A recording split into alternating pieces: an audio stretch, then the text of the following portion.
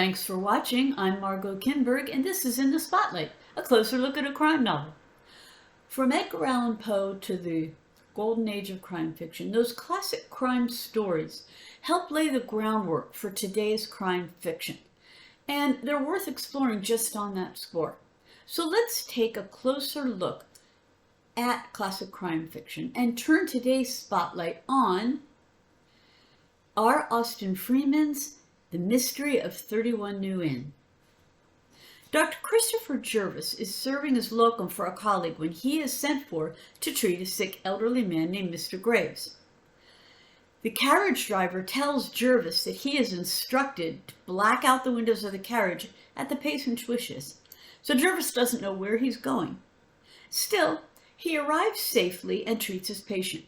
He suspects a drug overdose, but the people who are looking after Graves assure Jervis that Graves has no access to drugs and isn't ambulatory, so he can't go out for them.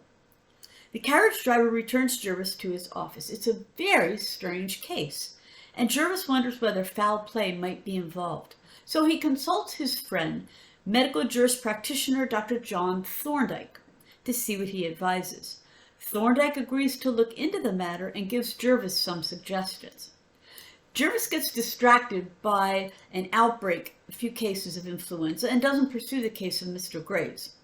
But then he's called to see the man again.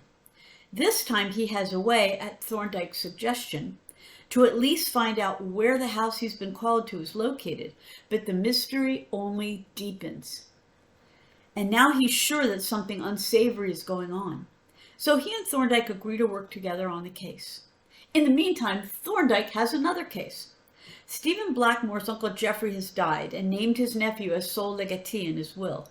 Oddly enough, though, Blackmore signed a new will more recently with the same provisions. The only difference between the two wills is a slight change in wording, which would leave his nephew with nothing.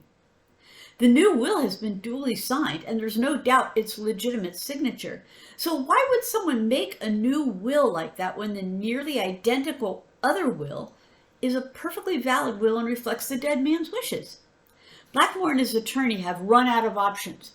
So they've consulted Thorndyke, and they're hoping that he can help. As the story goes on, the cases run parallel as Thorndyke and Jervis work them. Then we see how they're connected, and in the end, Thorndyke uses both his knowledge of science and his knowledge of the law to solve them. And that's one of the key elements in this novel. Thorndyke is a bit of a pioneer in the medical legal field, so he has an interest in and knowledge of forensics, as well as his background in the law. He makes deductions using experiments and hypothesis testing.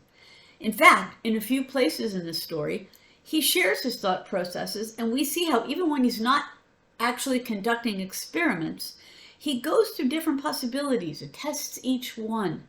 He's a brilliant sleuth, but he doesn't rely on sudden brainwaves to solve crimes. The story is told from Jervis's point of view, first person, past tense. He's a capable doctor, and he's younger than Thorndyke, but he's no mental slouch. Yet there are things he doesn't notice. Thorndyke tries to point him in the right direction. For example, look at this painting. What does it tell you? But it's not until the end that all is revealed. The mysteries themselves and their solutions are complex, and they are the heart of the story, much more than the characters or their evolution. Readers who like to match wits with the author will appreciate that this mystery is an intellectual puzzle.